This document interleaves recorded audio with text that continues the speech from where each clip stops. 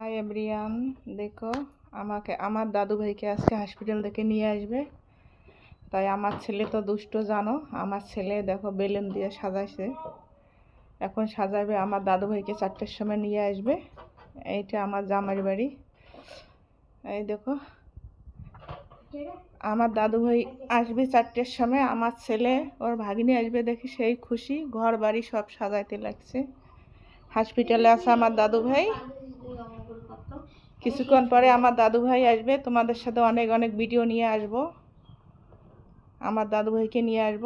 আমি তো এতদিন হসপিটালে ছিলাম, কাউকে সাপোর্ট করতে পারি নাই ঠিকছে। এই করব এখন সাপোর্ট।